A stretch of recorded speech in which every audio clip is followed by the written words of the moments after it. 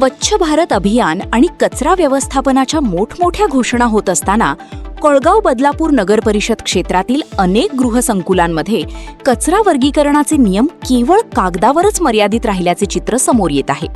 शहरातील शेकडो सोसायट्यांमध्ये ओला आणि सुका कचरा वेगळा करण्याऐवजी तो थेट एकत्रित स्वरूपात नगर परिषदेच्या गाड्यांमध्ये टाकला जात असल्याने भविष्यात शहरासमोर गंभीर कचरा संकट उभे राहण्याची भीती व्यक्त केली जात आहे.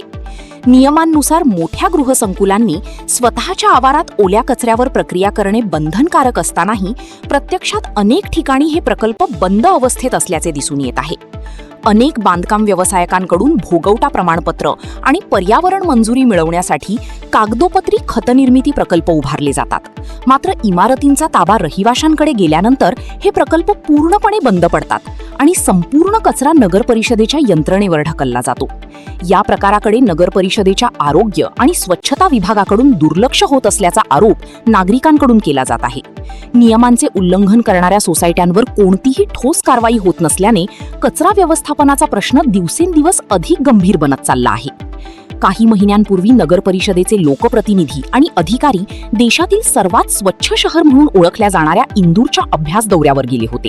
मात्र त्या दौऱ्यातून नेमका कोणता आदर्श बदलापूरमध्ये राबवला गेला असा प्रश्न आता नागरिक उपस्थित करत आहेत.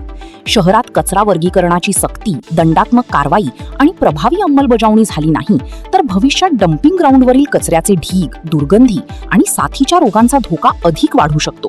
त्यामुळे प्रशासनाने केवळ कागदी योजना न मांडता प्रत्यक्ष कृती करून शहराला स्वच्छतेच्या दिशेने नेण्याची मागणी नागरिकांकडून होत आहे.